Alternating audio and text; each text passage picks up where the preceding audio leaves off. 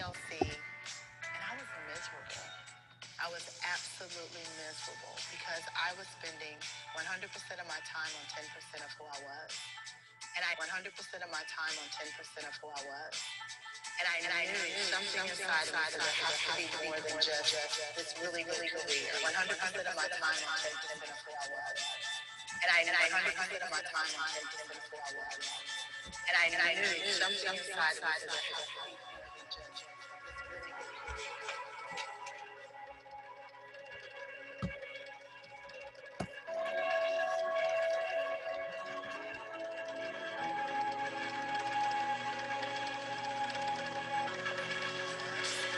And I knew something inside of me said there has to be more than just this really good career. I wanted a great life. And so I went on this journey to uncover how do you do that? How do you stop spending 100% of your time on 10% of who you are? And I call it exponential living. And it boils down to the power of peace, clarity, and courage. No matter what we do, if we can hold on to those three things as the core of our being, we can make any decision, we can pursue any dream, we can accomplish any goal, and we can also adjust and have the life that we truly desire in every aspect, not just in one minor aspect, but in every aspect of who we are. So my story is I never stopped believing. I pursue peace, I choose clarity, I live courageously, and I'm always trying to share that message with anyone. I wanted people to Take your hat off. know peace, clarity, and courage.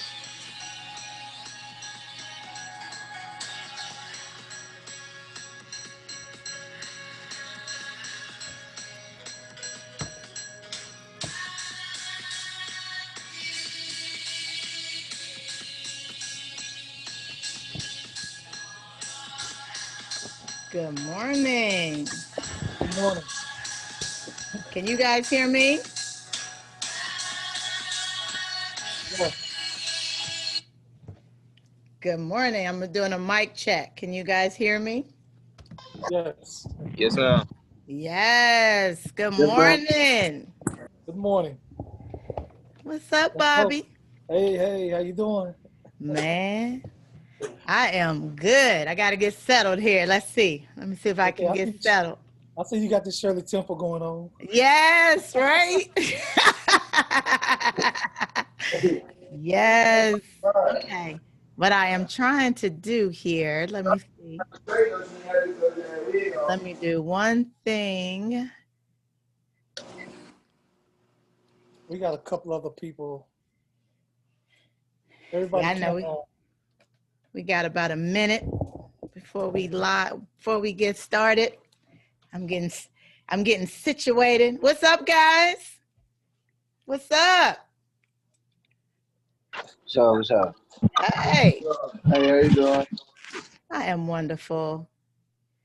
I am wonderful. Y'all ready? Yeah.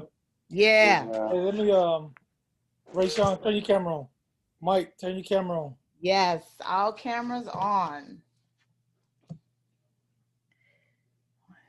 Not. I have one thing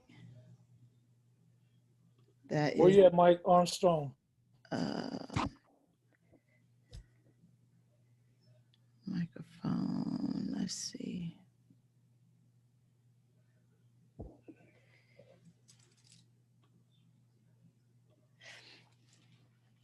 Okay. Siri, should I go ahead and get started, Siri? Yeah, well, actually, before you jump in, Bobby, I would is everybody on? All the guys on? Kevon, turn your camera on. There we go.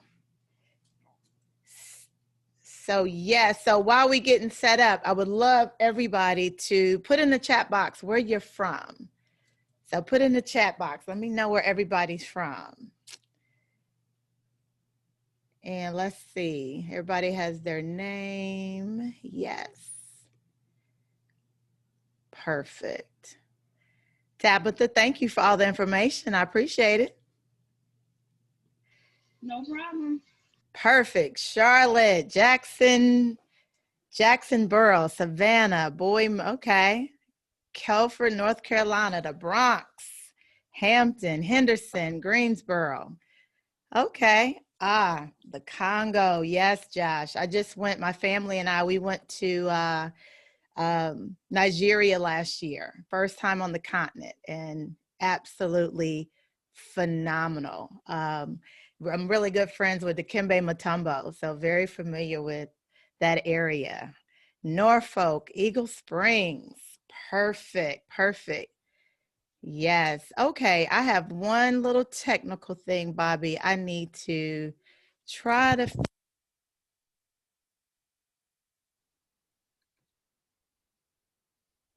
We lost your voice. We lost sound. Yeah, that's the one thing I got to fix real quick. Okay. For some reason, Javon is on. He is the project coordinator. Javon, here's my one question, if you know. So I'm talking, I have it on speaker view for the recording, but when I am talking, it's still just showing Bobby instead of showing me. I think what I'm gonna just do, I'm just gonna pin me until I change the screen. Okay. So when you guys see now, do you guys see me on the screen if you have your speaker view on? Yes, we see you. Okay, perfect. All right, Bobby, you can get us started. Okay, I want to introduce a very, very, very good friend of mine. She's pretty much my sister. Yes. Guys, and I told you guys when I went to college, I had families to pretty much adopt me. I guess I must have looked really homely. But Sherry's mother, Miss Sarah, I mean, she's been like a mother away from home. And for the last 35 years, I haven't missed a holiday, a Mother's Day, or what have you, and calling her and wishing her the best. She has been the best for me. And Sherry, who I'm very, very proud of to say that I know, I've known her since she was a little girl, who's now, Look, she and has you were a written her little own boy. book. Look. And I was a little boy. And she has written this book, Exponential Living. Stop spending 100% of your time on 10% of who you are. She's an author. She's done a lot. I can't even name all her titles of what she's done, but she's had people such as Ursher, Gerald Levert, and a host of athletes.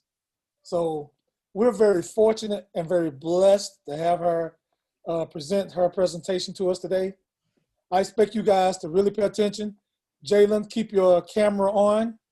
We're not going to be getting up. We're not going to be moving. We're going to be very, very attentive, and we're going to be respectful.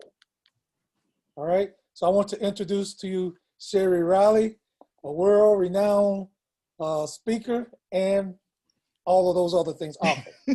Give her your attention. Thank you, my brother. Thank you.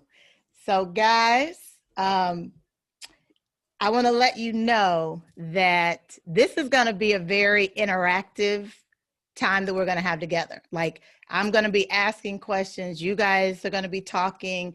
You guys are going to be like, this is you and I. Like, this is all about you. And it's all about how you are the best you for the team. So this isn't a class where you're going to sit back.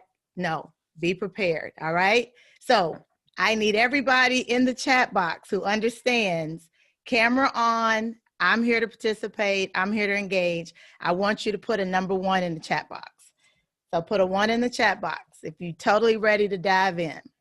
Okay. I see Jason is, Caleb is, Nigel is. Okay. Okay. Perfect, perfect, perfect. So our focus today, guys, is how do you become the best you so that you can become the best you for the team, so that the team can be the best team. Because the reality is there is no team if you guys aren't the best you.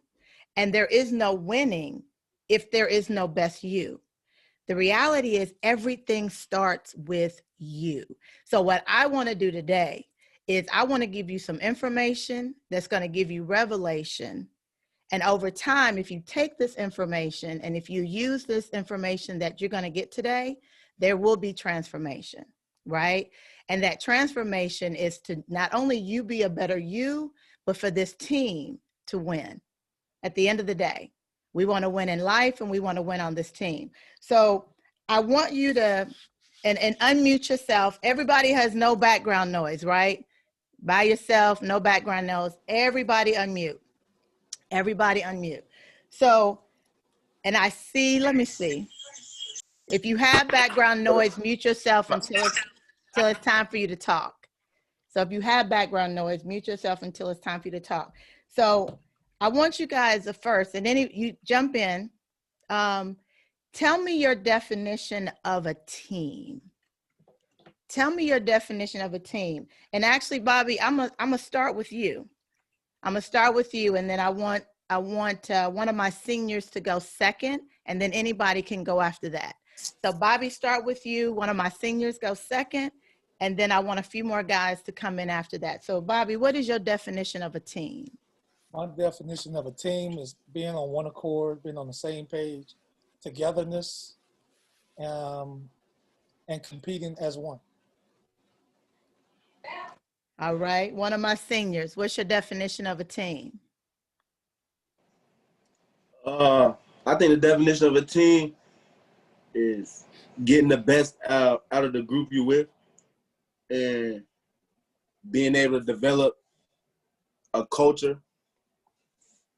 I'm trying not to say the same thing Coach just said. I ain't even gonna lie. Hey, if that's your definition, that's your definition. That's okay. But you just said a key word, Jalen, when you said culture.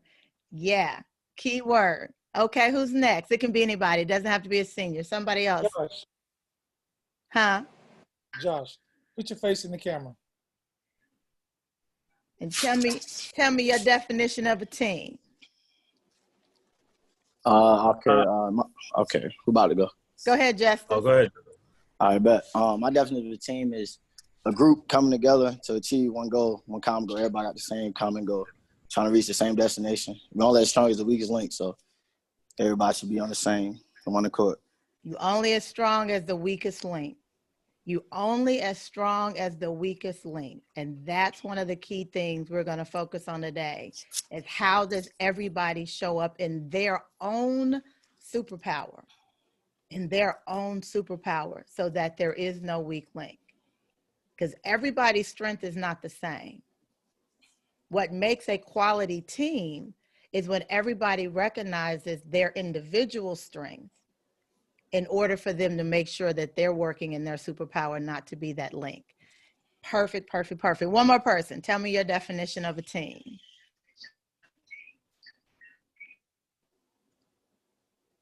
Go ahead, Malik. My definition of a team is like coming together and working hard and trying to achieve a common goal. Or trying to get to the same place. Basically just working together. Yep, working together. That's so key. So tell me guys, and again, I will volunteer you, but I see you guys are engaged, so I don't even have to. Why did you choose to come to Shaw? Why did you choose to come to Shaw to get your degree and play basketball? I want a few guys to tell me that. Why Shaw? Why did you come here to get your degree and play basketball?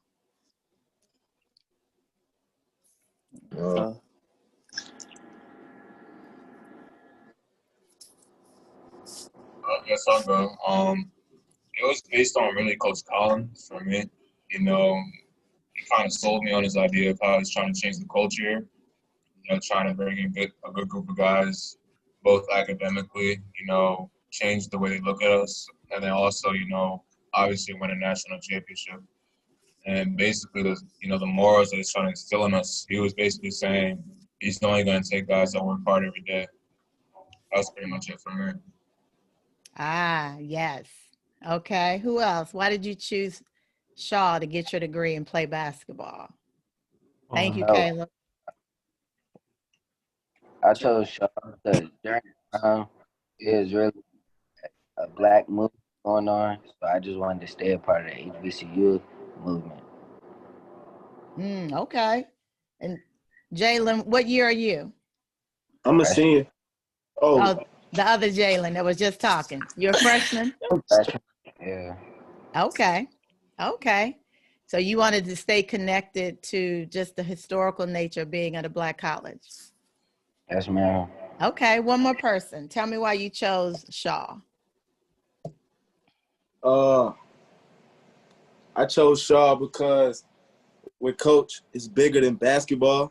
I done been college a few years, and coach here, he could develop you on and off the court, teach you how to be a better man. So that's what I chose Shaw. I done had a few coaches in college, and Coach Bobby, he really cared about the players. Love it. Love it. I got one more question for you guys as a team. What do you want to accomplish personally this year? Like, what do you personally, and I love that Jalen just said that about developing as men, not just in addition to basketball players. What do you want to accomplish personally this year? Somebody let me know that.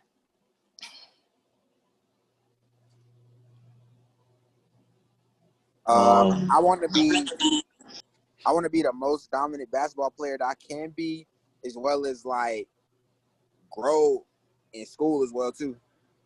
Mm-hmm. What's your major, Michael? Computer information systems. What year are you? I'm a junior. You're a junior. Okay. Yes, one ma'am. more person. How do you want to grow personally this year? I want to become the best me possible. Ooh, The best Kayvon. version of myself. The best version of yourself? Yes, ma'am. You gonna have a playbook for that. When we finish when we finish today, I'm gonna give you a playbook for that. Love it. Love it. So Bobby, when you look at this array of young men that you've put together, I know this is your first year with the team. We've already heard from your players that you came with a vision. Like what is your top 2 or 3 goals for the team this year? What's your top 2 to 3 goals? You know, when I took this job and that question was asked to me, and it's easy for me to answer. Every job that I've ever taken, my first goal is to make sure that you develop as a young man. That's number 1. Number 2 is for you to get your degree. And number 3, obviously, is to win championships. And my purpose in life has always been to help develop young men. That is my purpose, and basketball happened to be my platform to do this.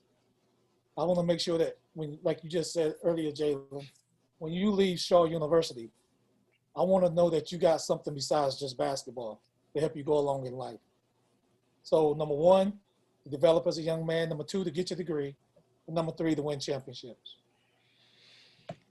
Man, and that, guys, is, why we're literally here today.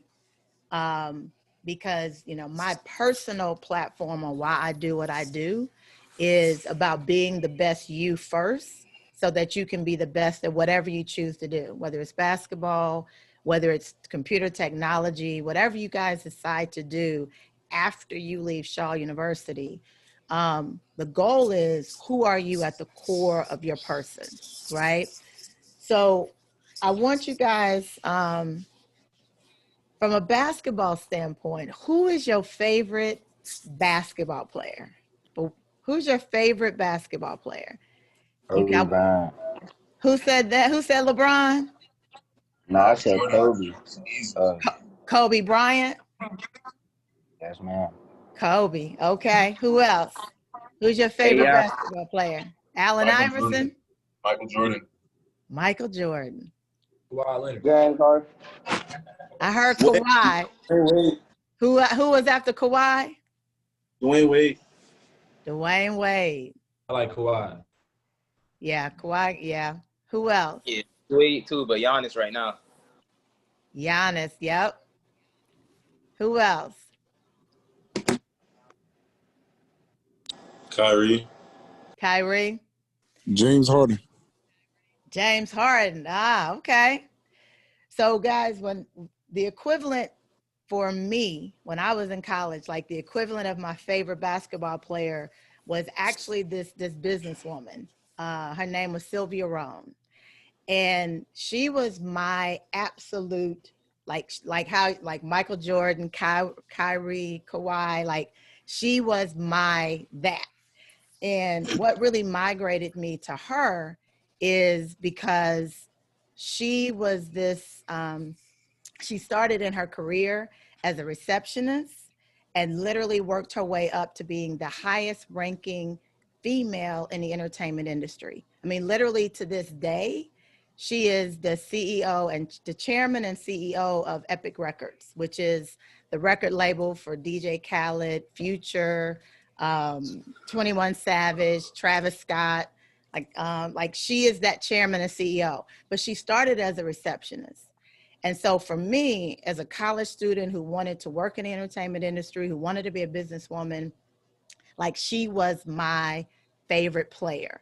And so when I was in college for 4.5 years, I literally called her to try to set up a 10 or 15 minute call with her for 4.5 years, like every other week. I became great friends with her assistant because I was calling literally every other week for 4.5 years. She never took my call. Like for 4.5 years, didn't take my call while I was in college. I graduated from college, ended up moving to Cleveland, still trying to get in the music industry. So as Bobby said, I'm from Richmond, Kentucky, where he went to college. And I went to the University of Louisville, graduated from the University of Louisville, and then I moved to Cleveland to try to get in the music industry. And I'm calling her every other week, just trying to get her to get on the phone with me. Just 10 minutes, let me ask you a couple questions, and okay, that's all I needed.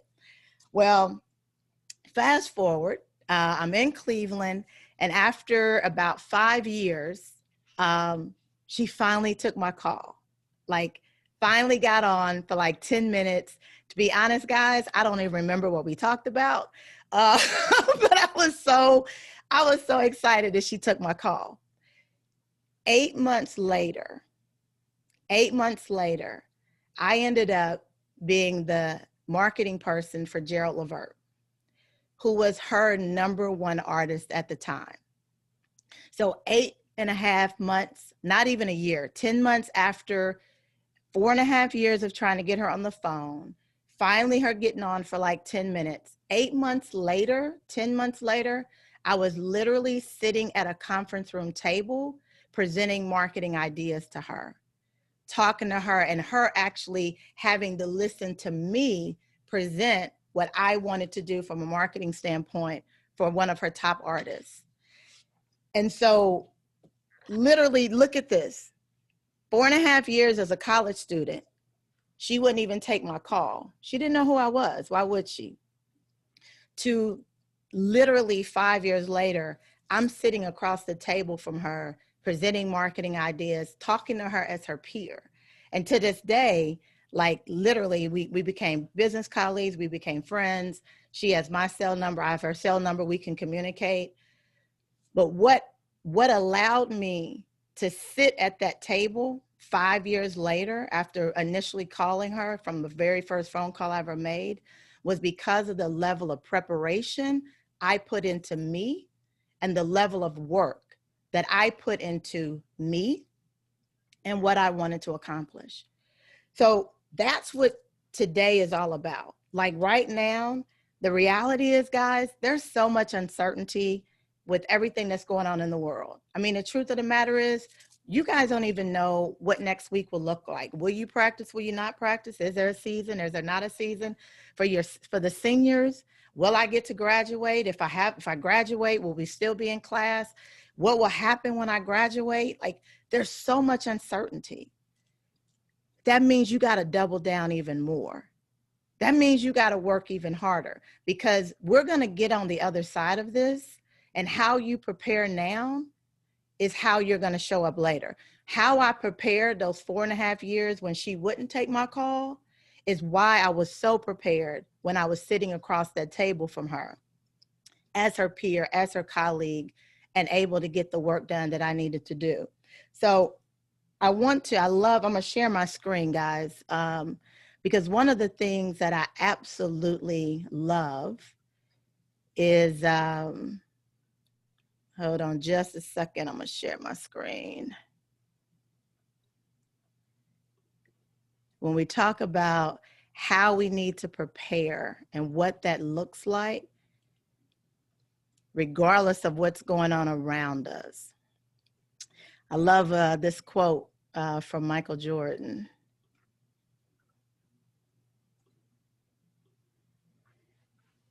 Can you guys see my screen? Yes. Jalen, either Jalen, will you read that for me? What Michael Jordan said in his quote?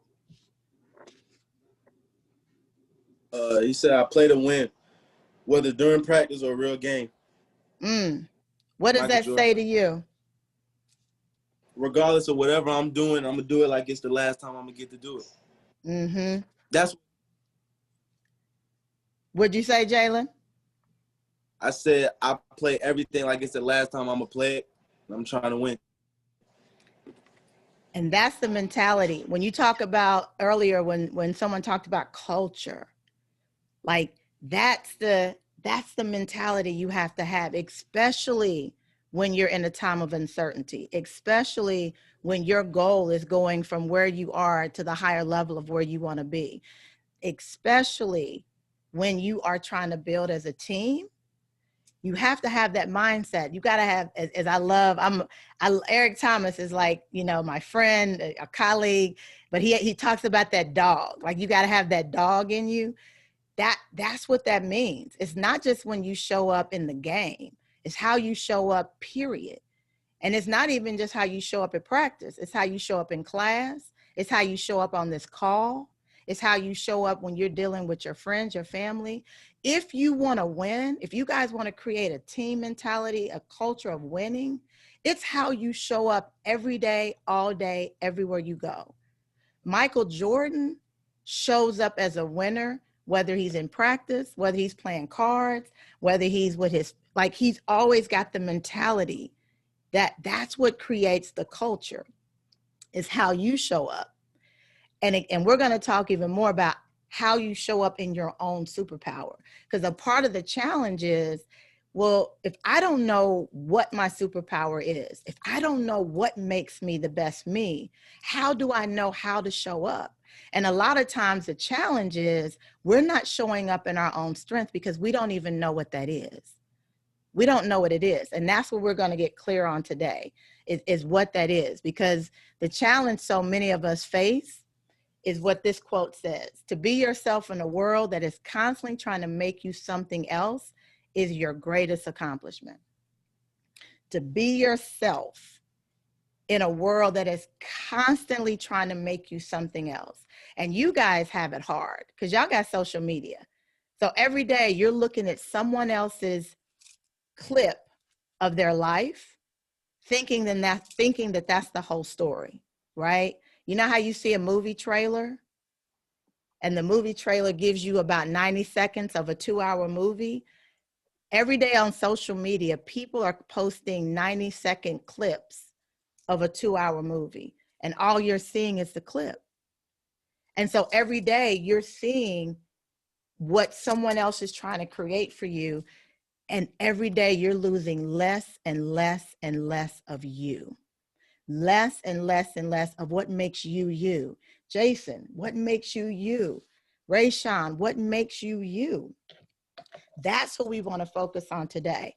So I want to ask you guys, what is the key to any relationship? Like as a team, what's the key? Trust. Trust. Communication. Who said communication? Me. I did. Davon? Loyalty. Trust, communication, loyalty. What else? Understanding. Who said that? Understanding. Understanding. Yes. Consistency. Yes.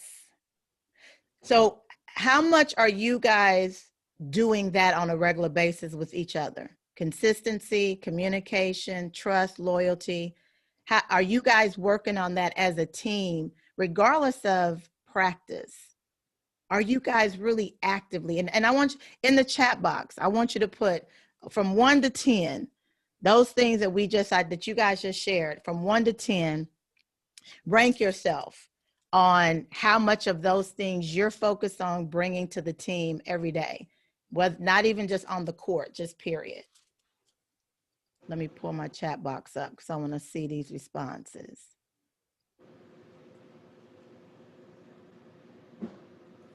Rate off what we have done so far. Yeah, just from 1 to 10, how you're showing up in those areas as a teammate. Let's see, I got 8s, Rayshawn 8, Caleb 6.5, 7. Bobby said 10. 5, 7. Said that today. Yeah. Had that conversation today. Yes. Michael 9. Okay. So there's room for improvement across the board. Across the board.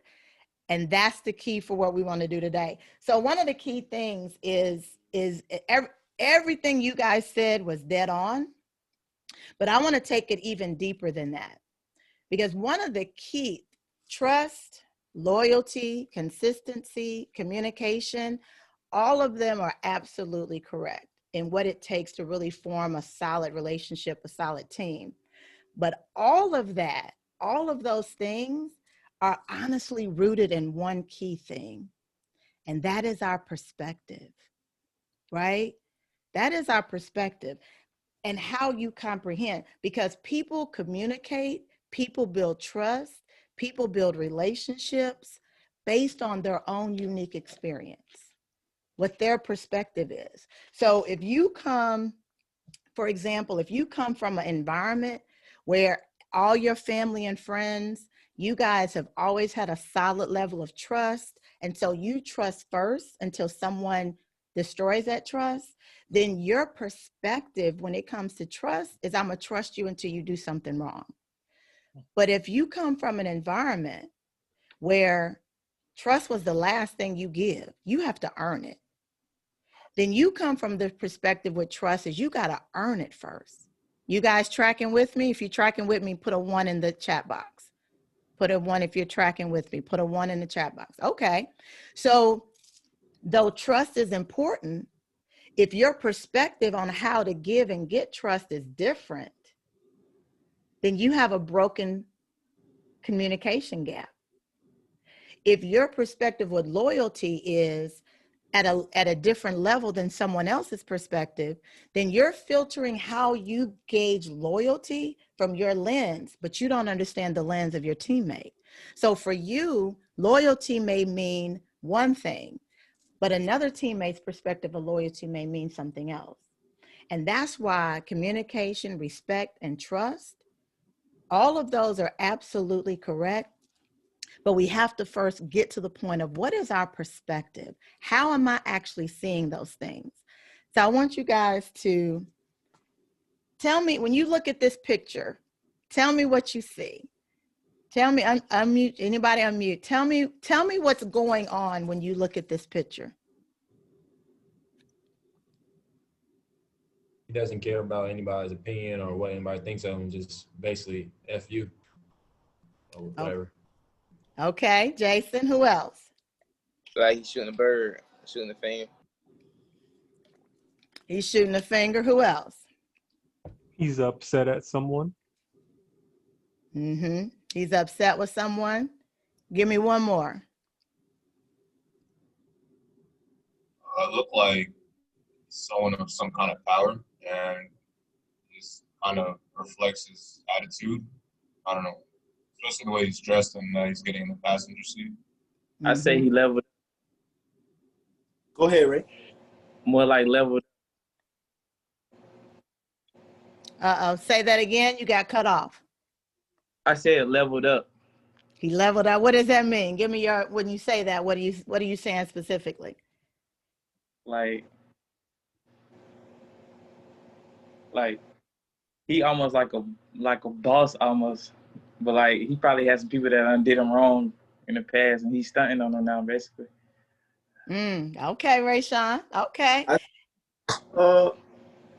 I see he worked hard to get to where he was at, and he's confident in what he's doing and his team, so he's not gonna let a bunch of other people's opinions change him. That's what I see. He's saying F him. Mm-hmm. And there's What I see is the way I feel a lot of times when we playing a game and people saying, why you run this? Why you doing that? And I actually want to give that response of reaction, but I can't. That's what I see. yeah, right. So, and does everybody know who this is? Like, do you know who this person is? If you don't know who this person is, say, I don't know. I do I not don't know. know. I Don't don't know. know. No. I know. do. I don't know, but I know what don't this know. is.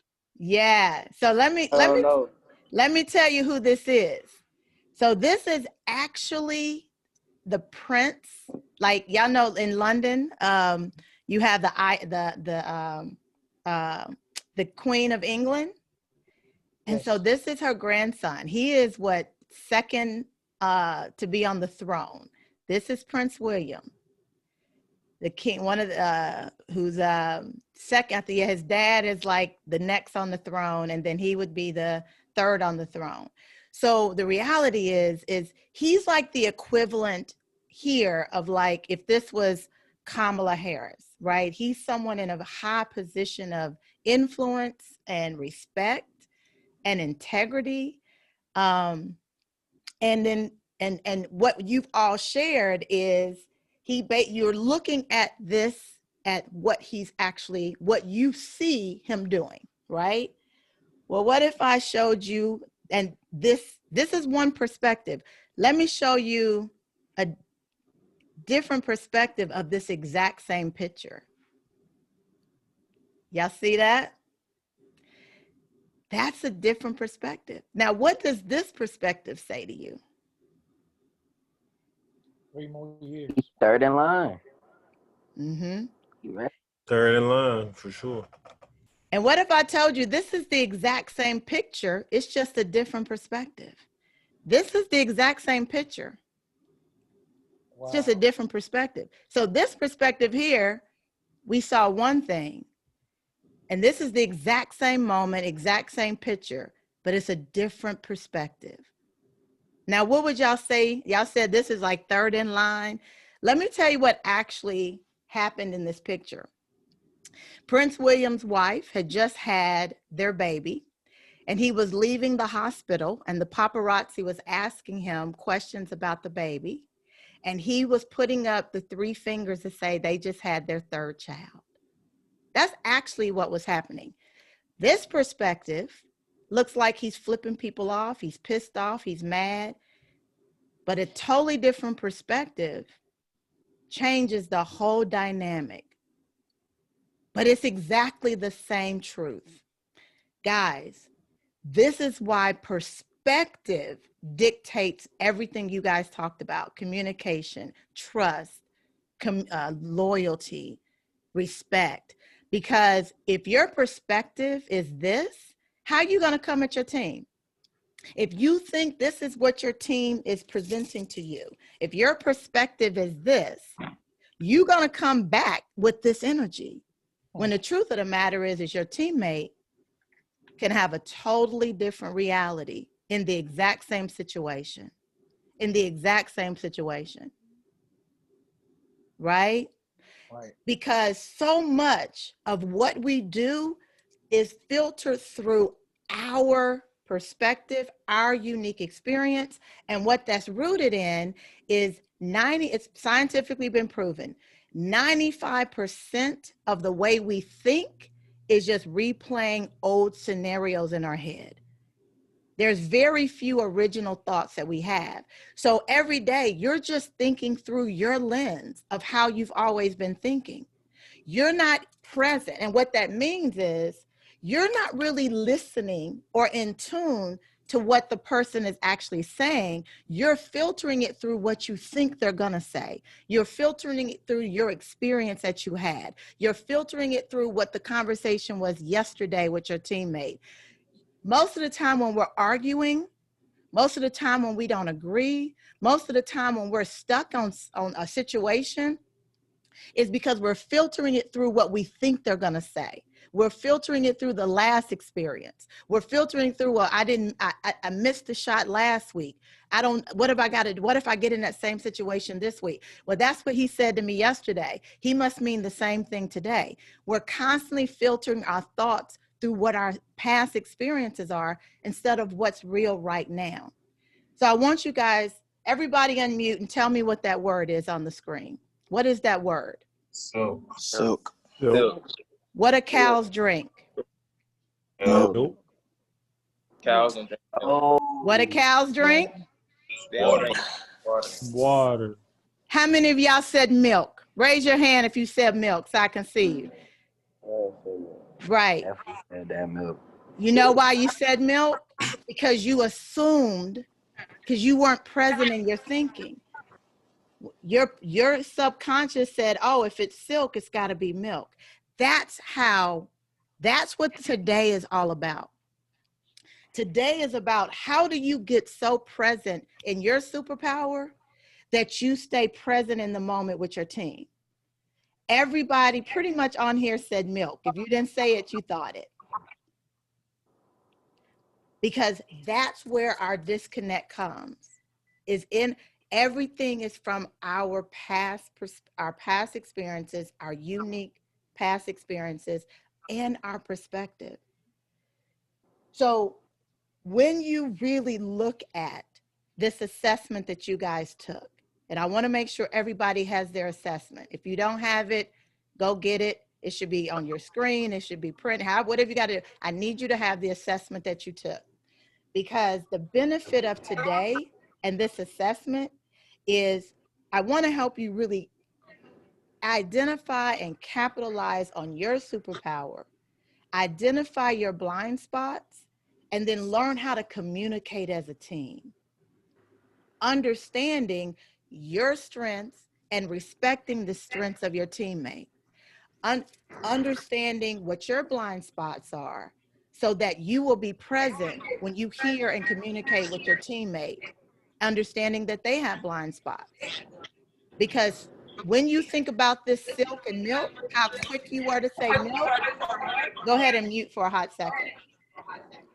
When you think about how quick you were to say milk, I need you to think back when you have an issue with a player, with a coach, or when the coach is trying to get the best out of you. Are you being resistant because you're stuck in your place and space instead of stretching into what's going to be the better version of you?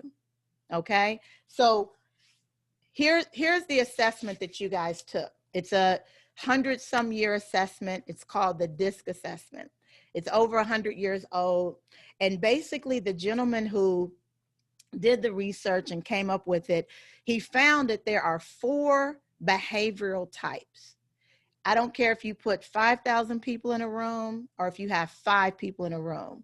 There are 5 behavioral types. Now, this doesn't say who you are, but it identifies how you are more apt to react and how you're more apt to deal in situations. So the DISC assessment, the D, the I, the S, and the C, to be honest, it's a whole lot of research, but I'm gonna give it to you in the simplest form that I think everybody can understand, right? Everybody on here, I'm gonna assume, and this is an assumption, but I think it's a fair assumption, everybody on here has been on a plane before, right? Everybody on here has been on a plane. And so when you were on that plane, there was a pilot, there was a flight attendant, there's a grounds crew, and then there's the air traffic controller. The pilot, which is the equivalent of a D, a pilot is that person that flies the plane. It's usually 2 of them. They're in the cockpit. You don't really see them when you're getting on. They may say hi to you when you're getting off. But their responsibility is to get you from the destination that you are at to the destination that you paid to get to. That's their sole responsibility. The I, or flight attendant, their responsibility is to make sure everybody on that plane is taken care of. They're the ones that are going to go up and down the aisles. They're very personable. They're going to make sure that whether you're a 2-year-old baby crying or whether you're a 65-year-old who's never flown before, their goal is to make sure that you are accommodated on that flight. The S, or the grounds crew, they're the person that makes sure your bags get there. They are there to make sure the pilot has what they need. They're there to make sure that the flight attendants have their waters and their sodas. They're there to make sure that everything about that plane is there and presented in the right way. And then your C's, your air traffic controllers, they're the ones who sit up on the tower and they're making sure that all the planes that are flying that day are directed and they know their paths. They're the strategy, they're thinkers. Now, when you look at a pilot, a flight attendant, a grounds crew, and an air traffic controller, these represent the 4 behavioral styles on every last one of you guys on this team. Every last one of you. Some of you are going to be higher than, you're all going to have something that is your superpower, but you have some combination of all 4 of these. All 4 of these matter. If you just had all pilots, then how would the planes know when to land and when to take off if they don't have air traffic controllers? If you just had flight attendants, how would the plane even have someone to drive it? So all 4 of these are very important. None of them is better than the other. The truth of it is, which one of these are you, more your personality, your behavioral style, that allows you to be in your superpower? So I'm going to talk a little bit about each one of them. The pilot. The pilot is very decisive. The pilot is very decisive. They're that person, they make decisions, they're problem solvers. When you think about Michael Jordan, he's a pilot. Only 12% of the world are pilots.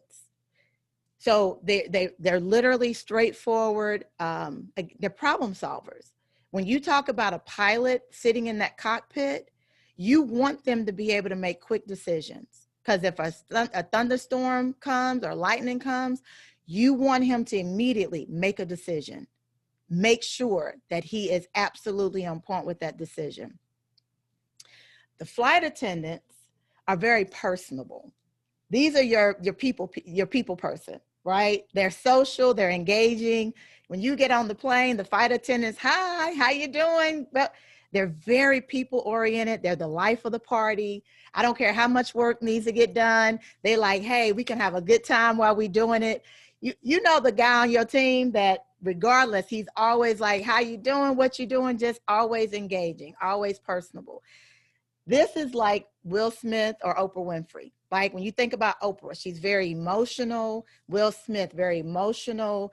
That a flight attendant is, they're tapped into their emotions, very sociable. A grounds crew, they're the peacemakers. Everything for them is about how do we stay on course? Hey guys, the coach gave us a plan. How do we make sure we implement this plan from the beginning to the end? They want the pace of everything to be solid. A grounds crew they have a servant's heart. They're about service. They're about support. They're the ones that when you missed a shot, they're the first ones to come over and tap you down. You got this. Do y'all remember that basketball game? And it ended up being a viral reel. And something happened. The player did something, and the other player ran over to him and lifted his head. You guys remember that? If you remember, put a 1 in the chat box. If you remember, and he literally dropped his head, and his teammate put his head up, right? Y'all remember? That's your grounds crew. That's your grounds crew. They're always trying to support you. That's your grounds crew. So think about a Michelle Obama. When they go low, we go high. Martin Luther King. Those are your grounds crew. And then lastly, your air traffic controllers. Your air traffic controllers, they are strategic thinkers. They are the ones that they got to make sure, is this play really going to work? They're all about the systems and the procedures. They're analytical. They want to make sure everything is done right in the right way. They're the ones that if Bobby's trying to break down a new play, they're going to ask coach 5 different ways the same question. So are we going to do this, then this, then this, and that, and then I'm going to pass the, because they want to know. They have to make sure every T is crossed and every I is dotted. Because think about it. If you're an air traffic controller for a plane, you literally have to make sure thousands of planes don't hit each other in the air and don't hit each other on the ground. You have to be in tune to the process of things, right? So those are your 4 behavioral styles: your pilot, your flight attendant, your grounds crew, and your air traffic controller. So I want each of you guys to go to your assessment. I know Bobby sent you your assessment. I want you to go to your assessment, and I want you to go to page 2. Go to page 2 of your assessment. It's going to look like this. So go to your page 2. And when you get to your page 2, I want you to unmute yourself. Now, on your page 2, it looks like this. Okay. So I'm seeing that everybody unmuted. Hold on. Okay. Now you can go back and mute yourself. So on your page 2, it looks like this. And basically what this is saying, this right here, that assessment you took, this is showing you what your superpower is. This is showing you what your superpower is. So each one of these colored bars, the red is pilot, the yellow is flight attendant, the green is grounds crew, and the C is an air traffic controller. The numbers at the bottom tells you what the higher the number of the color bar tells you what your superpower is. Which one of these 4 behavioral styles is your superpower? So this is mine. This is my page 2. And my page 2 shows you that I am a grounds crew. I am a peacemaker. I am a servant. I am supportive. I'm all about pace. I am that one. Here's the thing about a grounds crew. A grounds crew is welcomed anywhere because everybody knows you're there to help and support. So a grounds crew is the only, when you talk about a plane, a grounds crew is the only person that can go in with the pilot, go with the flight attendants. They can go underneath the deck. They can go under the plane because they like me, I have been able in my career, as Bobby alluded to, I have worked with Michael Jordan. I've met literally every one of your favorite players. I've either met, worked with, been in association with, and or worked with their teams. I have access, but that's the data says because I am that grounds crew.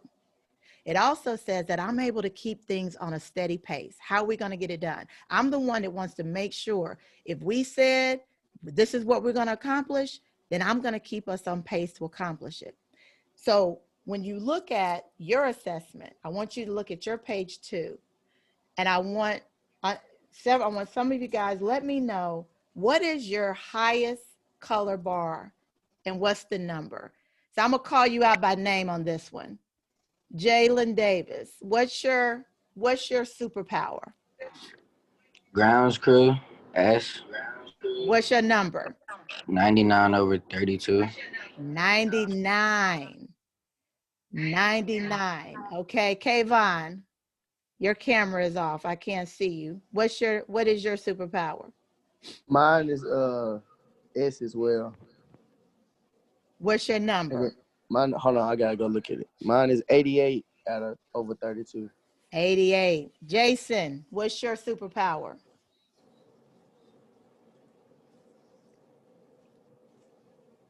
Mine is I, and it's 81/67.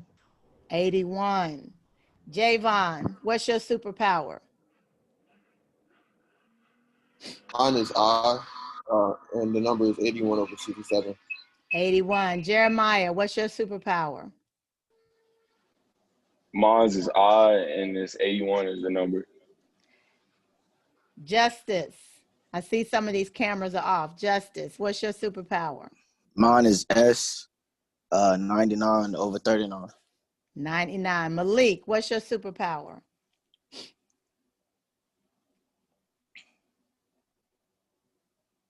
Mine is C, and it's 77 over 35, 33, 53. I mean.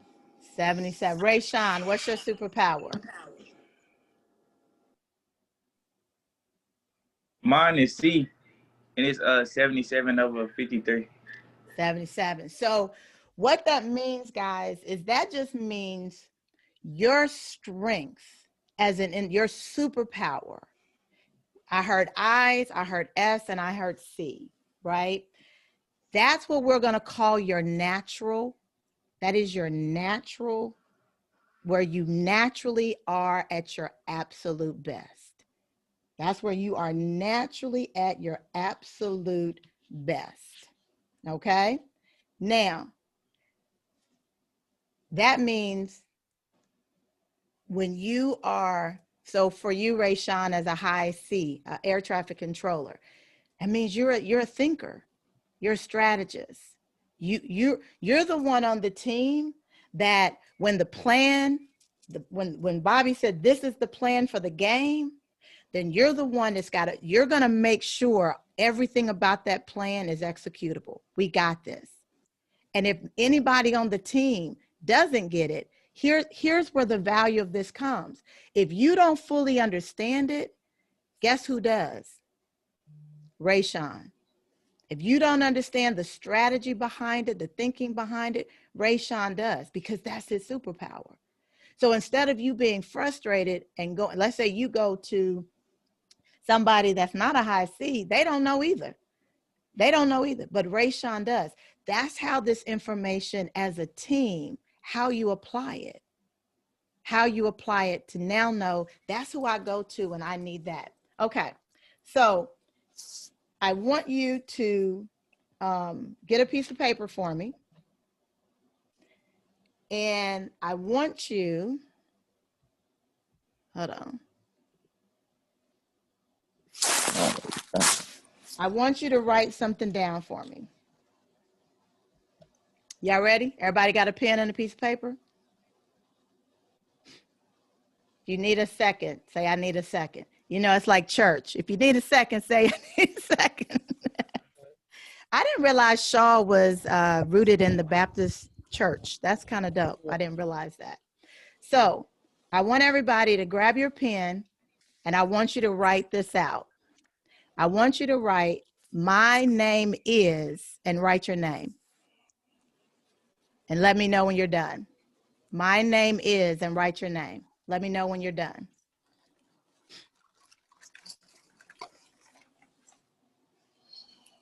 You done? Everybody done? Yeah. Okay. I want you to tell me, somebody tell me, was that how, describe that to me. Describe how that was, writing your name. Too easy. We've been doing that since we were little. Too easy. Been doing it since you were little. Which hand did you write with? My right. Your right hand. Did you have to think about picking it up with your right hand? Not at all. Not at all. Anybody else? Tell me how that felt, writing your name. Natural. Effortless, is that what you said? I said natural. Natural. It was natural. Okay. Now, I want you to put the pencil in the other hand, and I want you to do the exact same thing. I want you to write, my name is, in the other hand. And then I want you to tell me when you're done.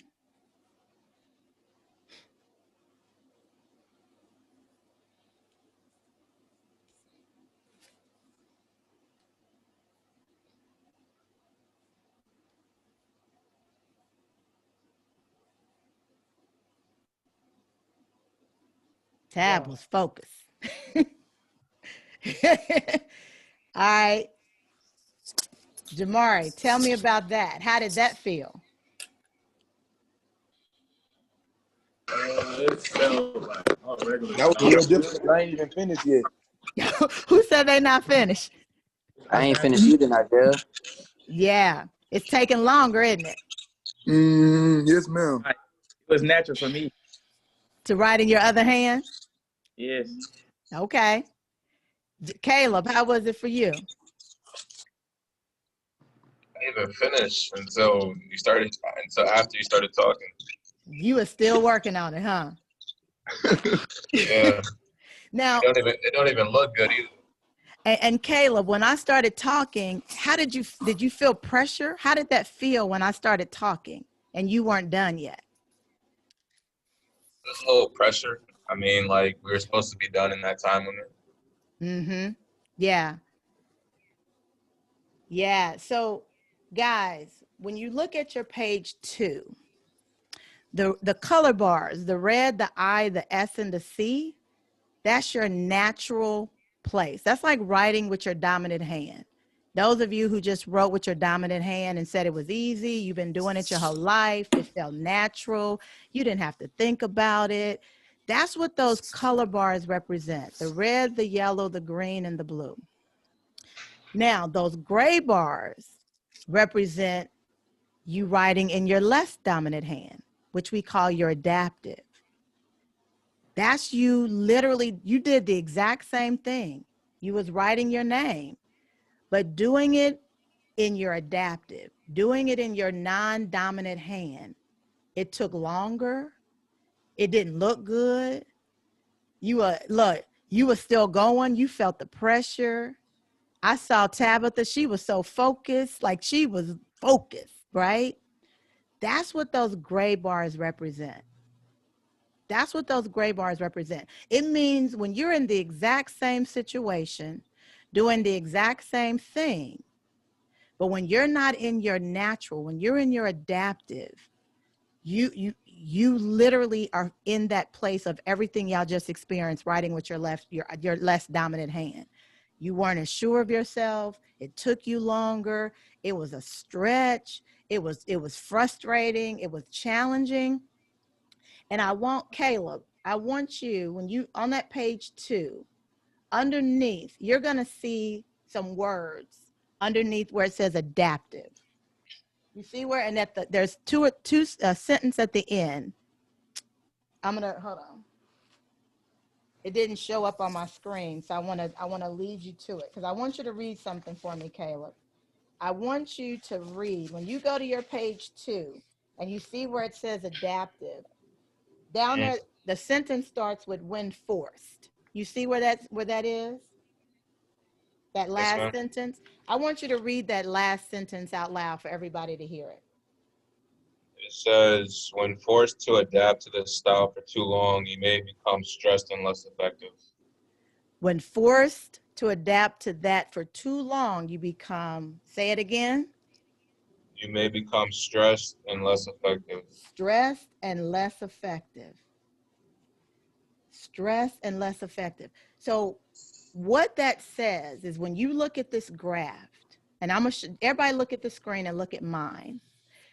So you see the gray bars and you see the color bars. So the color bars represents your superpower. I am a 77 grounds crew. But you see my gray bar? My gray bar is a 25. That means that wherever there's a gap, basically, let me just cut straight to it. That means for some reason, I do not work in my superpower. I am not functioning every day in my superpower because my superpower says that I should be patient, I should be consistent, I should be making things happen. But for and for me, everything's a steady pace. Like I know how to get stuff done. But for whatever reason, I'm spending a lot of time writing with my left hand. That's what that gray bar represents. Y'all get that? If you get that, put a 2 in the chat box. Put a 2 in the chat box if you're starting to comprehend what that means, right? And a bunch of you guys were telling me I'm an 88. I'm an 88 S, but my grade, but you said I'm an 88 and a 30. I'm an 88 and a 20. I'm a 90 and a 40. That means that you guys are not in your superpower, and that's why Bobby is doing this today. That's why this assessment is your personal playbook. This is your personal playbook. You have 22 pages of information in this document that is telling you how to every day show up in your superpower. And what that gray bar says is what are the blind spots, or how do I focus on getting better at being me? How do I focus on getting better at being me? Now, here's the thing I want you to really understand about this assessment. This is not about right or wrong. This is not about good or bad. This assessment is about how do you live every day in your superpower, recognizing your blind spots. So for Rayshawn is a high C, but his adaptive, Rayshawn, what was your gray bar in your adaptive? What was that number again? Hold on. What was it? It was a 53. And what was the blue bar? What was the number? 77. 77 and a 53. So what that means is there are situations that Rayshawn's in that, and Rayshawn, tell me what's your second highest color bar?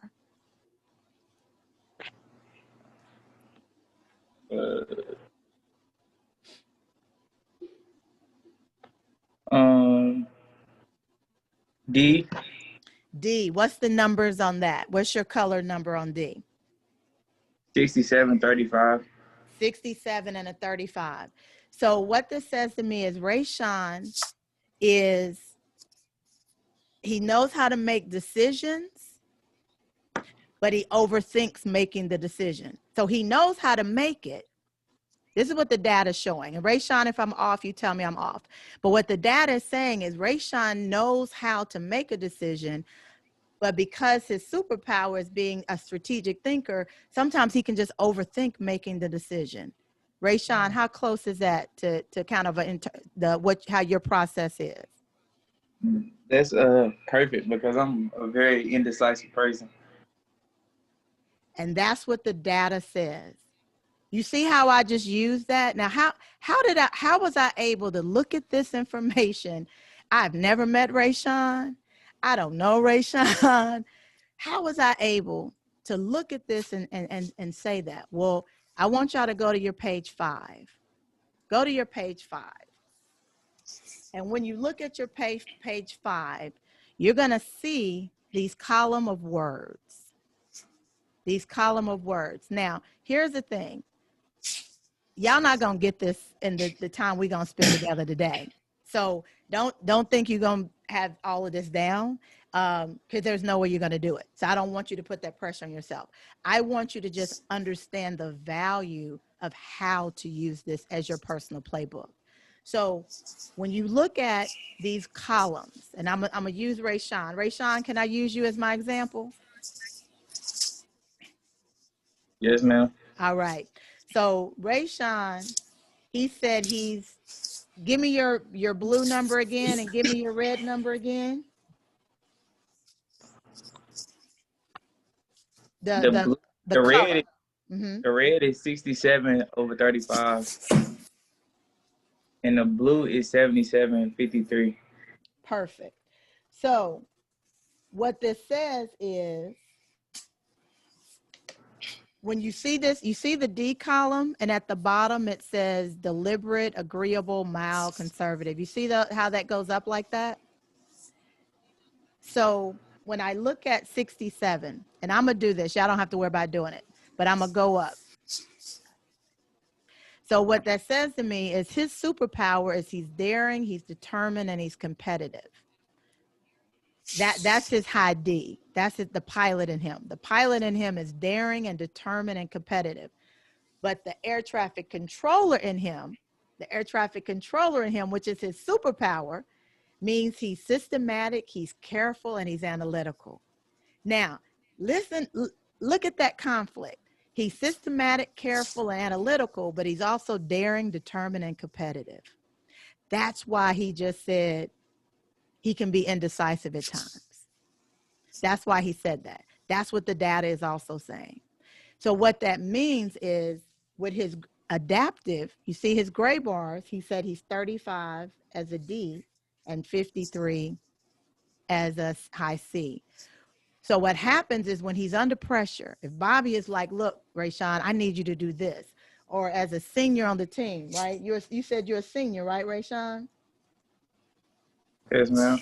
Right? He's a senior on the team. That means when a freshman comes to him and the freshman is about to make a stupid decision and they come to Rayshawn like, yo, you the senior, you did this, dog, what do I do?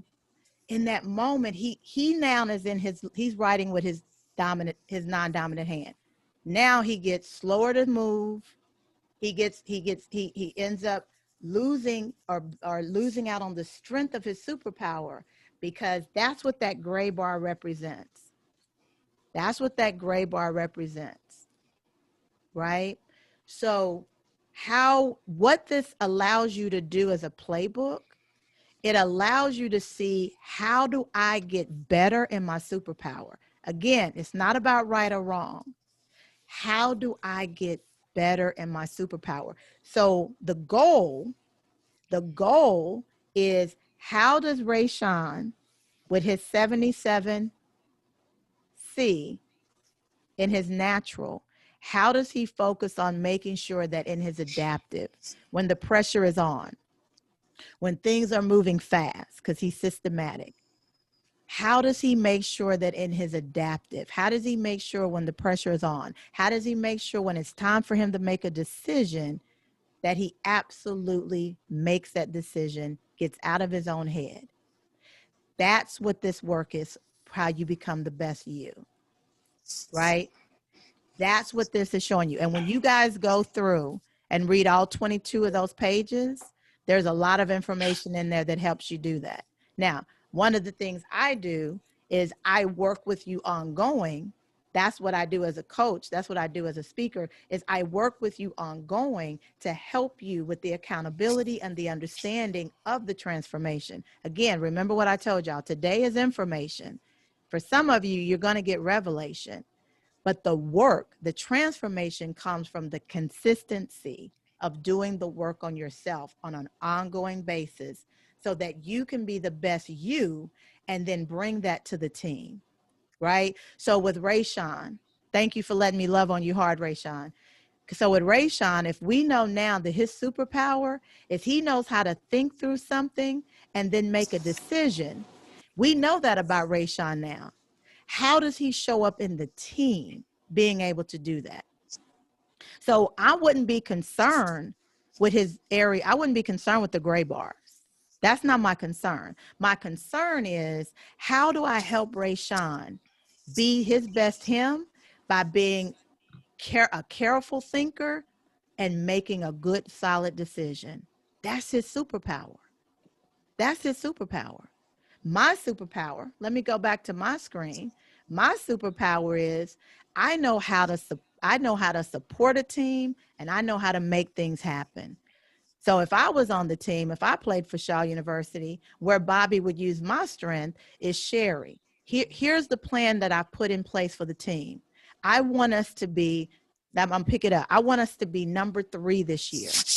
Then my responsibility now becomes, because my superpower is, I'm making sure I'm supportive of everybody on this team to make sure that we are moving every day towards that goal. I'm the one at practice. I'm the one saying, look, guys, we got to go hard today.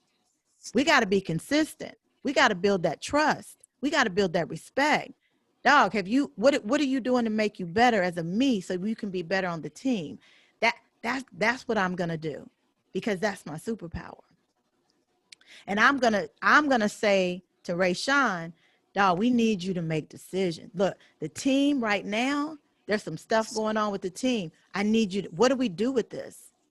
Because you know how to think through it, and you know how to make a decision, right? Miss So, Sherry, I'm sorry to cut you off. Go ahead. This is Coach Baseball. What if the color bar and the gray bar is even? What does that mean in a particular area? Yeah, what that means is you show up in your natural and your adaptive the same. It means the only time that it's really a focus on the gray bar and the color bar is when there's a 15+ point difference. So for me and my D, what that means is I'm good at making decisions when I'm under pressure, and I'm good at making decisions when I'm not under pressure. I'm Caleb. Caleb said it was easy. I'm not Caleb, Rayshawn. Somebody said, not Caleb. I think it was Rayshawn. Rayshawn said he wrote good with his right hand and his left hand. That's what it means when the bars are equal. It don't matter the pressure. Wherever you are in your natural, that's who you are in your adaptive. Make sense, Coach? Yes, ma'am. Thank you. Yeah. Yeah. And so, and it doesn't, here's the other thing about this assessment, again, because it's not right or wrong, it's not good or bad. There's no better leader. So these pilots may be more decisive in their nature, but remember, Will Smith, Michelle Obama, Martin Luther King, they're high S's. They're leaders in what they do. Oprah Winfrey, Will Smith are high I's. They're leaders at what they do. Warren Buffett, Bill Gates, they're high C's. They're leaders at what they do. So the reality is it doesn't matter which behavioral style you are. All that matters is that you recognize that's your superpower, and that's how you have to show up. So I want to, knowing now, when we look at this information, one of the key things, if y'all don't remember anything else, this is the most important thing I'm gonna say today. I got a whole lot of other good stuff I'm gonna say as we come to a close, but this is the most important thing I'm gonna say today. Be your best, and together everybody achieves more. Jalen, Mariel, if I said that right, Brayshawn, Caleb, Javon, my other Jalen, everybody, the coaches, when you are your best, the team, together everybody achieves more.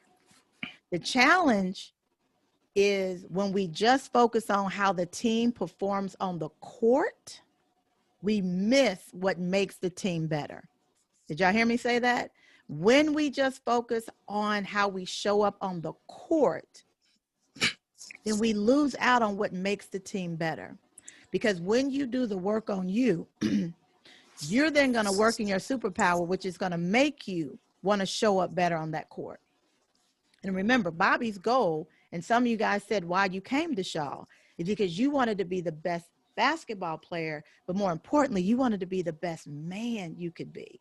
And when you're the best man you can be, you're going to be the best basketball player you can be. That's how it works. So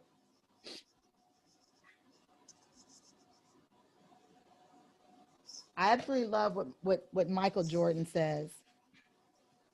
He said, talent wins games, but teamwork and intelligence wins championships.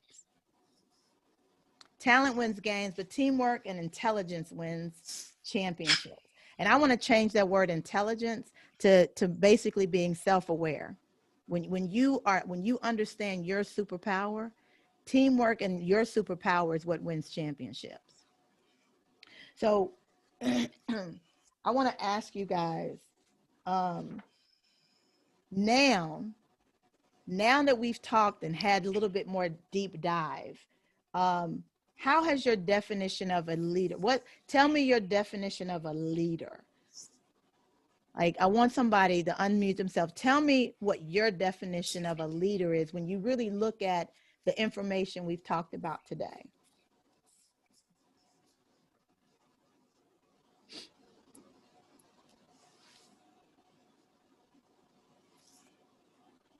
I'd say my definition of a leader would be someone that understands the strengths and weaknesses of their team and how to utilize them. How to put them in a position for them to reach their true potential. Mm-hmm. The leader probably somebody who's doing everything the right way, even when they don't feel like somebody watching. That's good. Who else? What's your definition of a leader now that you've listened to this information? What's your definition of a leader? I say same thing. Somebody that steps into their role and put their teammates in the best position. Mm-hmm. Yep. See, the one of the key things, and I'm glad you guys are saying the answers you're saying, because one of the challenges, remember we talked about the milk and the silk, right? And one of the challenges is that most people have the definition of a leader as, you know, the dominant personality, right? Like if you're dominant, that means you're a leader. Well, that's a challenge because that's a very narrow definition of leader. And what it does is it minimizes the superpower, but it also sometimes puts people in their gray bar, in their adaptive, and not in their superpower. So, you know, I live in Atlanta, and so living in Atlanta, I've been privy to spend time around and have an even deeper, more personal understanding of a lot of the key people in the civil rights movement, right? Beyond just what I've read in books. I've been able to talk and spend time with Zernona Clayton, who was a key in the civil rights movement, Andy Young, so many of those phenomenal leaders. And what I was able to really find out is when the civil rights movement was happening and all of those key leaders, Martin Luther King was what we would all call the leader of the civil rights movement. But when everybody was sitting around that table, Martin Luther King was not a pilot. Martin Luther King is not a pilot. We've already seen Martin Luther King was a grounds crew. There were so many other, I've met some of these men and women. There were so many other dominant personalities in the civil rights movement. But Martin Luther King ended up being the leader of the civil rights movement. Why? Why was that? Well, they came, and this literally was shared with me from people that were around the table. When they were sitting around, guys, remember, he was only a few years older than you all were. He was 20 some years old. The reason that they chose him is because of his superpower. At this point in time, his superpower is what was needed. C's are peacemakers. S's are peacemaker, grounds crew. They're about peace, they're about service, they're about servitude, they're about steady pace, they're about staying focused on the plan. So if there had been a pilot in that role during the civil rights movement, yes, pilots make great decisions. Pilots are problem solvers. But in that moment, a pilot is also the one, I don't want to hear a whole lot, cut straight to it. I don't have time. I don't need the details. All I need you to do is tell me what we're going to do and let's get it done. That's a pilot. Well, in the civil rights movement in that time, if there was a person who was very decisive, who didn't want to hear other people's opinions, who really just needed to get it done, that whole movement would have busted in the beginning, right? Because Dr. Martin Luther King was steady. He knew how to his personality type was about getting things done over a period of time, listening to everyone's opinions, making sure that all the information, he knew how to do that. So the point of that is a lot of times we come together and just because there's a certain style that we think is deemed a leader, we end up picking the wrong person to follow in certain situations. The reality is every personality type, those 4 behavioral styles we identified, all 4 of them have leadership ability based on the situation and the circumstances. Did y'all hear me? Every last one of those 4 have leadership capabilities based on the circumstances. It depends on the game. It depends on the circumstance. It depends on the situation. It does not depend on just this one person and what they bring to the table as it relates to their behavioral style. And that's so very important because a lot of times as a team, we miss out on the superpower of everybody on the team. So for example, my centers on the team, your role and responsibility is not to dribble the ball down the court. That's not your role. Your role and responsibility is not to dribble the ball down the court. My point guards, Your role and responsibility is not to block out in the paint to make sure that you got the proper position so that you can get the rebound. That's not your role and position. What you guys have to do with this assessment is you got to really work as a team on what is your role, your responsibility, and your position, not on the court. Y'all know that. Y'all came to Shaw with that. You was either shooting guard, point guard, you was a small forward, big forward, or you was a center. You knew your position on the court. Now your responsibility is to know your role and position and your role, responsibility, and position as a member of the team, not just a player on the court. What is your role, responsibility, and position on the team? That's how you guys need to use this assessment and this playbook. So,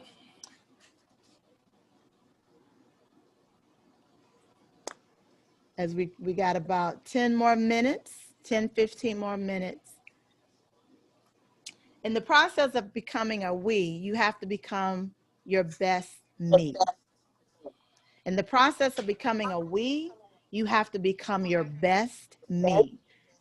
George Mumford is the sports psychologist that Phil Jackson used with the winning Chicago Bulls.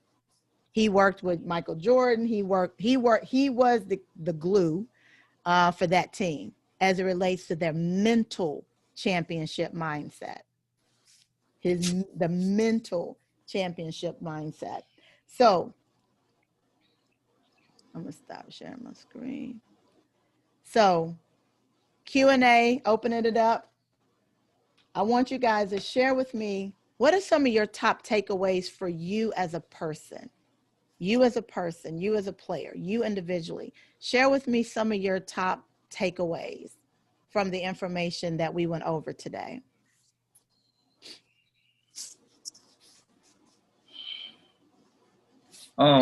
Understanding your blind spot. Who said that? Rayshawn? Nigel. Understanding. Give me a little more insight into that. What do you mean when you say understanding your blind spot? You got to get to know what you bad at to get to be the better you, so you can fix it all. You got to know your mess ups to get everybody else mess ups under your wing. To be like, it's kind of hard to explain, but you explained it so well when you were saying it. I got it. Nigel, tell me what's your superpower? I go look again. Okay. Yep. Tell me your natural and your adaptive and your superpower. The highest one and the second highest one, right? Yep. The S and the D, and it's 77 over 39 for the green one, and then 67 over 56 for the D. Okay. Perfect. Who else? Share with me what your takeaway is. Miss Sherry, this is Coach Spencer. Hey, Coach. Hey, how you doing? We had a quote of the day a couple days ago that says that your identity comes before your destiny.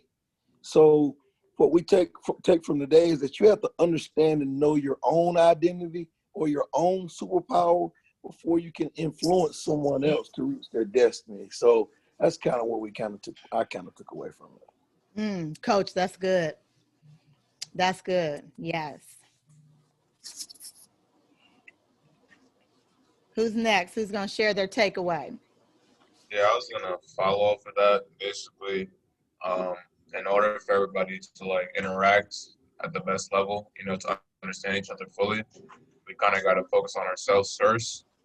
And once we understand ourselves, then we can then look to understand others. Basically, like you said, Ray, basically he's in the best position and he's in his natural state. He gets to teach and show others. So if we understand that, we'll let Ray, that's just specific to one person. But once we understand everybody else's weaknesses and strengths, we can become a better team. Yep. And what I like to say, instead of weaknesses, I like to say your growth areas, right? It's like, what are those areas of growing? Because here's the thing, every last one of those behavioral styles have a blind spot. For example, with Michael Jordan. Michael Jordan is the epitome of a winner and a champion, right? We can talk about LeBron and we can debate all of that. And, that's a good for debate. But at the end of the day, him and Tom Brady are the consummate championship mentality, right? Michael Jordan, and I'll just use him as an example because I'm sure we all watched The Last Dance, but Michael Jordan was considered a bully, right? So the reality is, as much as he was a decisive individual, as much as he had that dog, as much as he knew how to be driven, his blind spot was he could come off as a bully. So there were times, there's always this blind spot. If, for example, if you're a high C, if you're an air traffic controller and you're analytical and you literally think through things and you know how to dot the I's and cross the T's, but what happens is you can be caught up in perfectionism because everything has to be perfect. So you literally paralysis of analysis. You don't move because you're always like, it's got to be perfect. So that's the blind spot. With an S, with me, I'm a high S, right? So what happens is I can be so supportive of others that I minimize who I am. And so I'm always trying to step back when the truth of the matter is there's times I need to step forward. So that's a blind spot for an S. For an I, people need your energy. You're the energy. You're the one that comes in with a smile, no matter how everybody they draw off your energy, but you're so social that your blind spot is sometimes we don't need to be social. We need to focus in and get some stuff done. Like so there's blind spots in all of these personality areas, these behavioral styles. Your goal, and that's what the gray bar shows you, your goal is to recognize the blind spot and how you get your gray bar more equal to your color bar, right? How do you get your gray bar? And I'm gonna give this, and I want to hear a couple more examples from you guys because this is so key. With mine, you guys, if you remember my S, it was a 77, but my adaptive was like a 25. So what that says is my superpower is I'm steady. I know how to get stuff done. I lock in. But that low bar meant I could be sporadic. I could be unfocused. I basically am easily distracted. And so what I know exactly when that happened, as I said, when I worked in the music industry, when I started working at LaFace Records, that I'm a very steady, I need time to make things happen. When I got to LaFace Records, it was like, here, I need Usher's marketing plan. I need Tony Braxton's marketing plan. I need TLC's marketing plan, and I need them right now. We could have a plan in place and they could come in and say, hey, we're changing the whole strategy because we have a different song. So I worked in an environment that was all about change. But my superpower is to make things stay the same until we reach our goal. And so I then became very sporadic and distracted. I now recognize that because of the assessment. So that means I have to always remove the distractions so that I can stay consistent. So, Jason, tell me your takeaway from today. I got to wake you up first. What's your takeaway? I mean, my takeaway was basically like what you're saying, like it's a great goal over a team. It's we over me. So basically just finding everybody's weakness and everybody's strength and trying to make everything better just for the team. Mm-hmm. So, Bobby, I am going to throw it to you. What was your takeaway from today?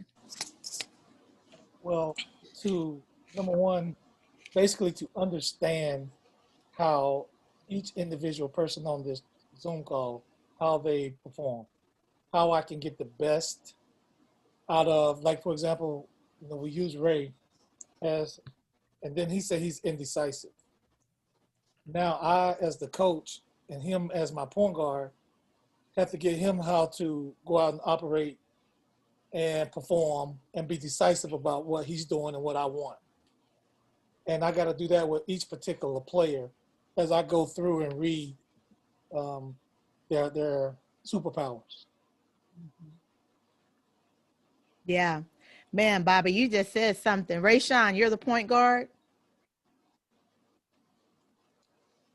Yes, ma'am. My God. That's why, let me tell you something, Rayshawn. The data, that's why your gray bar is so low. Because think about it. You are the point guard. Everything comes, you've got to make the decision every time your team touches the ball, right? And your superpowers, your D and your C, you know how to make decisions, but you overthink the decision. Man, let me tell you something. As a point guard, as someone who runs the what's happening on that court, when you lock in and you bring that D, that C, your adaptive and your C and your D together, you're going to have so much more confidence on the court. First of all, you're going to have a whole lot more confidence on the feet, in life. But the level of confidence you're going to have on the court, because right now when there's moments where you're overthinking, you're going to get so confident in how you make decisions, the fact that you know it's the right decision. That's what I mean when I say applying this to life. It ain't difficult in the sense of, what does this really mean? Rayshawn, for you specifically, it means the conversation you have with yourself. I know how to think through things. I know, and I know how to make decisions. If I know this is who I'm supposed to pass it to get this play going, make the decision and go, because that's my superpower. My superpower is I see the court. I see the play before the play happens. I see it, and I know how to make a decision to make it happen. So how I would work with you on that, and how Bobby now knows to work with you, is you just got to own your superpower. I see the court, and I know the decision to make. I see the court, and I know the decision to make. The gray bar says, I'm going to stop overthinking what I know. Write that down, Rayshawn. I'm going to stop overthinking what I know. I'm going to stop overthinking what I know. So, Rayshawn, thank you for letting me, you're a senior. Thank you for letting me use you as my example. But do y'all see how we applied this information specifically to Rayshawn? We made it real simple. He's going to stop overthinking what he knows. That's how he now makes that gray bar get more equal to his blue bar. That's how he becomes a better him, because he's going to apply that in everyday life, and he's going to apply that on the court. I'm going to stop overthinking what I already know. Yes. Any questions? Any questions? Yeah, can we do one more? I know you probably don't like me calling him out on this one, but can we read Malik's superpowers? Yes. Give me yours, Malik. What year is Malik? Junior. Malik is a junior. Malik, what's your superpower, your color and your gray bar? I'm looking at it now. It's the C, and it's 77 over 53. And what's your second superpower? S. It's 53 over 32. Okay. So I got two 53s. what's your other 53? The I. Ooh, yes. And what's your gray bar in your eye? 25. Let me ask you something. When you are, when the spotlight is on you, how do you feel? Normal, regular. What does that mean? What is normal or regular? What does that mean? When the spotlight's on me, it's not like I don't know how to explain it. It's not.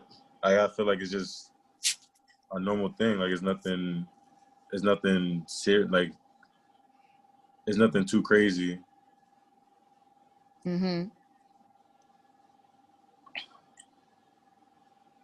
So with you, Malik, what the data shows is that your superpower is, again, thoughtful, analytical, very systematic, orderly in what you do. You know how to keep a steady pace. You know how to keep that steady pace. And you have that, you're poised. That's why when you say that the spotlight just feels the same, because you are poised.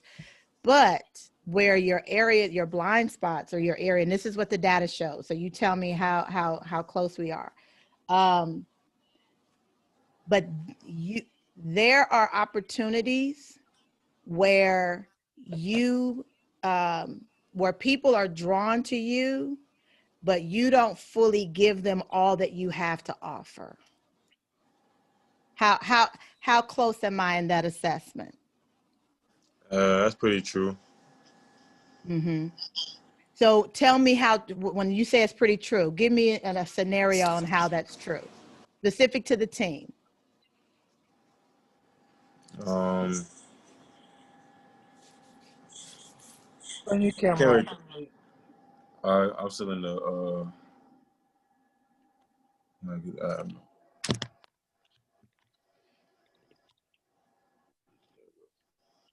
Could you play his thing again?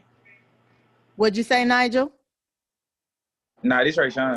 Oh. That's Rashawn, not Nigeria. Oh, I'm sorry. What'd you say, Rayshawn? Could you explain what you had just said again about Malik? Yeah, I will. I'm gonna have him answer it, and then I'm gonna definitely share it again. Yes, So Malik, give me an example of what I shared, and you said it was pretty dead on. Tell me a time, or tell me how that's been showing up for you with the team. I can't really think of a time that happened with the team. Yeah, I can't really think of a time when it happened with the team. Or give me an example outside of the team.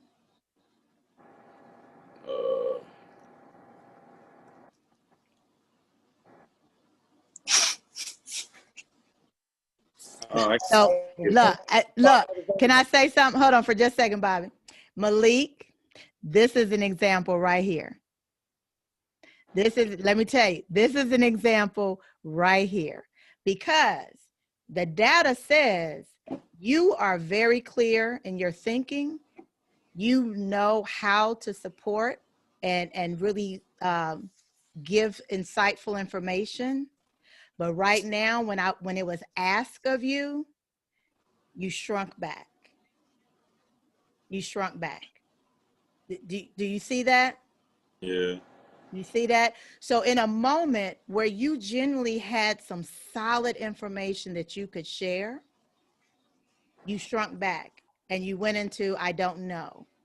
When the reality is you did know, but that gray area, the gray area in your I, that gray area in your S, you didn't want to step out there and give us what you knew. This is a perfect example of a blind spot for you. Because let me tell you something, what I do know, you had some very insightful information to share that this entire team needed, but you didn't give it to us. Is that a fair assessment for me to make? Yeah, you can say that. Yeah. Is that a fair assessment for me to make, Malik? Yes, man. Is that a fair assessment for me to make, Malik? Yes. So let me ask you, based on just this, based on in this moment where there was something solid that we needed from you as a team, and when it was asked of you, you didn't give it to us. How do you now, in recognizing that blind spot, how do you now give us your superpower? Because as a team, we need that. How do you give us your superpower? To work around it. I'm trying to give whatever I got. Say that last part again. Just trying to give whatever I got. Mm-hmm. Mm-hmm. Bobby, what is your assessment? of Malik. I think Malik gets in his own way. Obviously, he thinks he overthinks. And this is so good for me because I constantly look for ways to try to motivate and inspire and get them to play to the best of their ability. and not just on the court, but off the court as well. So Malik, can I love on you hard for just a moment? Yeah. You sure? Yeah. Okay. So I can tell, again, just based on the data, because I don't know you, right? That there is, there's more that you want to say and you won't. Why won't you speak? As you say, like, whenever I like try to say it, it just won't come out. Mm-hmm. And so you've convinced yourself that no matter how much you try to say it, it's not going to come out. Is that a fair assessment for me to make? Yeah. Yeah. So remember we talked about earlier that our unique life experiences is what creates the blind spots for us, right? And so, and remember the picture with Prince William, the perspective. So Malik's perspective of himself is no matter how hard, no matter what I want to do, it's not going to come out. That's his perspective of himself. No matter what I do, it's not going to come out. Here's where I want to challenge you, Malik. However it comes out, it's more than what we already knew. However it comes out, it's more than what we already knew. There, again, you're a high C. You want it to come out perfectly. We just need it to come out. The team needs to hear what you have to say. We don't need it to be perfect. We just need to hear it. So I don't care how long it takes you to get it out. I need you to get it out. And as a team, every last member of this team, including the coaches, I need y'all to give Malik the time and the patience to get it out. Because he has so much in him, but he's convinced himself because he's a high C. He has that perfectionist, that analytical, that thinking in him, that it has to come out a certain way to matter. And the truth of the matter is, we don't care how it comes out. We just need to hear it. So as a team, how you guys are going to support Malik in his blind spot is y'all going to let him, however it comes out. It may take him, for the first 2 months, it may take him 15 minutes to get one thing out. But the more he keeps getting it out, his perspective is going to change of no matter how much it takes, I can't get it out the right way. That's why he has a gap in his C. The truth of the matter is, Malik, there is no perfect way to say it. We just need to hear it. You got me? Man. Yeah. Team, everybody got me? Hands up if y'all got me. Yeah. So this, Bobby, this coaches, this is how we use the assessment. Because here's the truth of the matter is, coach, any of the coaches on here, if you ask Malik a question, yo, Malik, what we gonna do, da-da-da, and Malik is trying to get it out, and dog, look, I need you to get, let's go. You immediately tied into the lie that he's told himself, that he can't get it out. Versus now, you understand two things, coaches. One, if the time doesn't allow Malik to get it out, don't ask him. Or two, you got to make sure you give him the time to get it out. You with me, coaches? If you don't have time for him to get it out, don't ask him. If you got the time, give him time to get it out. And he's a high S. High S's in every, here, Bobby, this is for your coaches. I'm gonna show y'all something. No, I'm not gonna show you. You have a high, most of your players are S's and I's. You got one D on your team. Most of your team is S's and I's. S's need validation. S's need, because we're always supporting. S's need validation. I's need energy. You got a team of S's and I's. They need validation and they need energy. They thrive off of energy. So one of the challenges, we're in a pandemic. You got a team full of players who need energy from others, and we're in a pandemic. So when you're asking them to, when practice starts and y'all get on the court, coaches, y'all got to ignite that energy that has literally been put on hold for 10 months. You got all of these you got all of this energy from your eyes that has been put on hold. They need people, they need engagement. You got a team full of S's that need validation. They need validation. That's what S's need to know. Yes, we got this. We're doing this. So you got a team full of that. That's how you look at the team report. So team, y'all now know that there's an energy. When we talked about culture, you guys are a team that the culture, a part of that culture is energy. It's community. I's and S's need community. They need energy. And we're in a pandemic. Coaches, how do you create energy and community in a pandemic? Because your third goal, Bobby, was to stay healthy. So what that means, hey guys, I need everybody listening to me right now because this is so important. You all need energy and you need community, and your college students. You're in a pandemic. Y'all cannot get the energy and community out on campus. Y'all got to get it with each other. Y'all got to create your own bubble. Y'all got to create energy and community as a team. Bobby, mostly y'all got a new coach. Y'all got a new system. Most of y'all are new to Shaw. Y'all need to create community and culture and energy as a team. Y'all don't have time to create that. And first of all, it ain't safe right now because y'all want to stay in your own bubble. Second, y'all need to grow and connect and learn with each other. When y'all know how to communicate with Malik, Malik is going to give you the best he got to offer. When y'all know how to communicate with Jason, Jason's going to give you the best he has to offer. This pandemic, honestly, I believe is the best thing that could happen to this team, because y'all have now been given the opportunity to grow as men and as teammates so that y'all can win on the court. Y'all have been given the opportunity to grow as men and teammates so y'all can win on the court. It's what y'all decide to do. And I want to say, I appreciate each and every one of you today because you guys showed up, y'all kept your cameras on, and I'm looking at you. You stayed engaged. You stayed attentive. What that says to me is every last one of you guys want to win. Y'all want to win.